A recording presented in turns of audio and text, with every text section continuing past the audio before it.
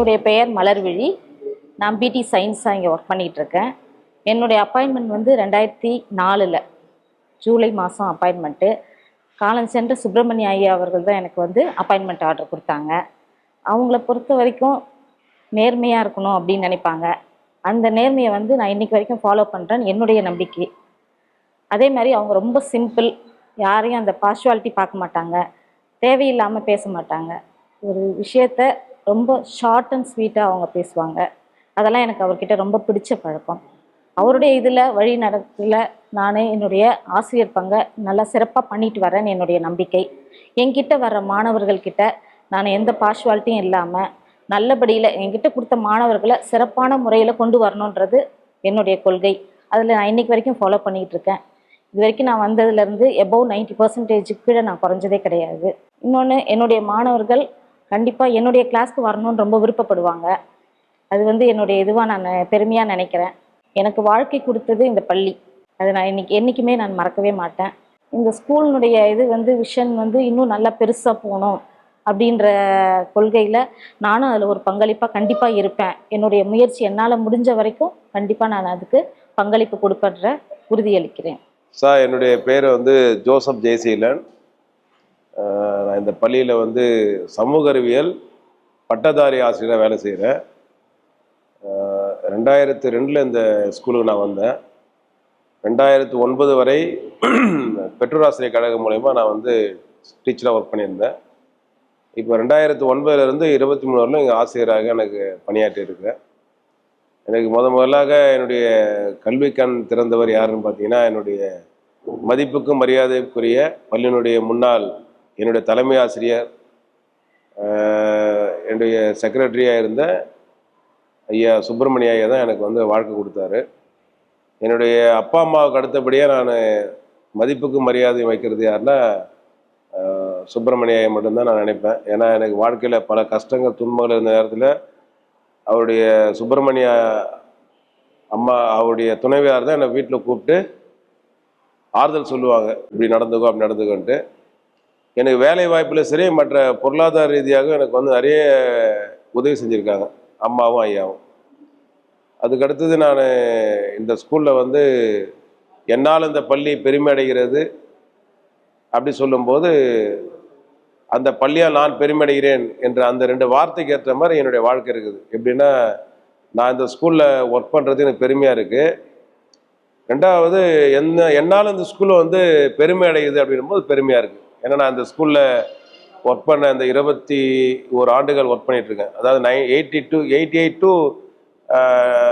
94 batch. நான் என்னோட படித்த மாணவர்கள், எனக்கு முன்னாடி படித்த மாணவர்கள்லாம் இன்றைக்கி தமிழகம், இந்தியா, உலக லெவலில் பெரிய லெவலில் இருக்காங்க. அரசு துறையிலையும் பல தனியார் துறையிலையும் வேறு வேறு லெவலில் இருக்கிறாங்க.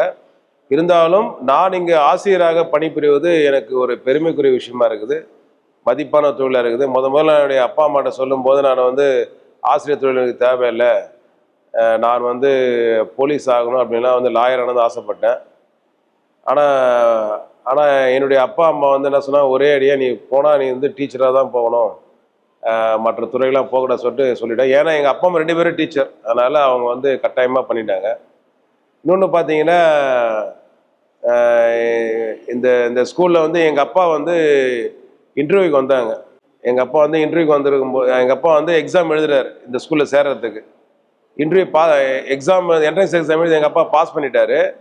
ஆனால் அவருக்கு வந்து ரொம்ப தூரமாக இருக்கிற, நீ வர முடியாது சொல்லிட்டு என்ன பண்ணுறாங்க, உனக்கு சீட்டு இருக்குப்பா, ஆனால் வந்து போகிறதுக்கு வந்து பஸ் வசதி இல்லை அப்படின்றதுனால உனக்கு வந்து சீட்டு இல்லைன்னு சொல்லி அனுப்பிச்சிடுறாங்க. ஆனால் அதே பள்ளியில் நான் வந்து ஒரு ஆசிரியராக பணிபுரிகிறேன். அது எனக்கு பெருமைக்குரிய விஷயமா இருக்குது. என்கிட்ட படித்த பல மாணவர்கள் அரசு துறைகளும் மற்ற துறைகளும் வேறு வேறு லெவலில் இருக்கிறாங்க. என்னால் முடிந்த அளவுக்கு இந்த பள்ளிக்கு நான் செஞ்சிட்ருக்கிறேன். குறிப்பாக இப்போது கூட காலையில் ஃபங்க்ஷன் நடந்தது. 2 லட்சம் ரூபாய் மதிப்பிலான ஃபேன் வந்து கொடுத்தாங்க, ஸ்பான்சர் வாங்கி கொடுத்தோம். இப்போ ஸ்மார்ட் போர்டு வாங்கி கொடுத்துருக்கேன் இப்போ ஸ்கூலுக்கு 10 லட்சம் ரூபாய். அதாவது ஒரு ஸ்மார்ட் போர்டு விலை வந்து 2 லட்சம் ரூபாய். அது வந்து இப்போ ஒரு 5 போர்டு நான் வாங்கி கொடுத்துருக்குறேன். அடுத்ததாக அடுத்த வாரத்தில் வந்து இப்போ ஒரு 6 லட்சம் மதிப்புள்ள கேமரா வரப்போகுது. ஒரு 4 அல்லது 5 லட்சம் மதிப்புள்ள RO ஒன்று வருது ப்ராஜெக்ட். எல்லாமே என்னால் முடிஞ்ச அளவுக்கு நான் இந்த ஸ்கூலுக்கு செஞ்சிட்ருக்கிறேன். அதுக்காக நான் பெருமைப்படுறேன். ஆனால் அதுக்காக வந்து கர்வப்படலை நான். ஏன்னா நான் படித்த ஸ்கூலில் நான் இன்னைக்கு எனக்கு அந்த ஒர்க் கொடுத்துருக்காங்க அப்படின்னும்போது அந்த ஆசிரியருக்கான பணிக்கான ஒரு வேலை செஞ்சுட்டு இருக்கிறேன். என்னால் வந்து இந்த ஸ்கூலுக்கு நல்ல பேர் தான் வாங்கி கொடுக்கணும்னு ஆசைப்பட்றேன். என்னால் இதுவரை இந்த கெட்ட பேர் வந்தது கிடையாது. என்னுடைய பணி சிறப்பான பணியாக இருக்குதுன்னு நான் நினைக்கிறேன். எனக்கு வாழ்க்கை கொடுத்ததில் என்னை பெற்றெடுத்த தாய் தகப்பனுக்கு அடுத்தபடியாக மதிப்பு மரியாதை நான் யார் மேலே வச்சுருக்கிறேன்னா, என்னுடைய காலம் சென்ற என்னுடைய ஐயா சுப்பிரமணிய ஐயா மேலே நான் மதிப்பு மரியாதை வச்சுருக்கேன். இன்றைக்கும் என்றைக்குமே வச்சுருப்பேன். நான் சாகிற வரையிலும் நான் அவரை மறக்க முடியாத ஒரு நபர்.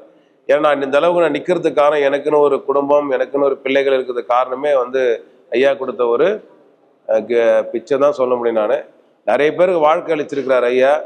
எனக்கும் நல்ல ஒரு வாழ்க்கையை அவர் வந்து அமைச்சு கொடுத்துருக்கிறாரு.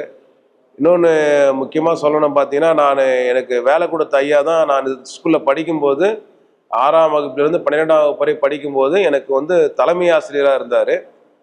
அதே பள்ளியில் நான் ஆசிரியராக பணிபுரிய வரும்போது எனக்கு அப்பாயின்மெண்ட் ஆர்டர் கொடுக்குறவர் யாருன்னு பார்த்தீங்கன்னா, அதே தலைமை ஆசிரியராக இருந்தவர் அந்த செக்ரட்டரி தான் எனக்கு வந்து அந்த வேலையை வந்து கொடுக்குறாரு. நான் பெருமை அடைகிறேன், மகிழ்ச்சி அடைகிறேன். இந்த வாய்ப்பு கொடுத்த அந்த நிர்வாகத்துக்கும் பள்ளிக்கும் என்னுடைய நன்றியை தெரிவித்துக் கொள்கிறேன். நன்றி, வணக்கம்.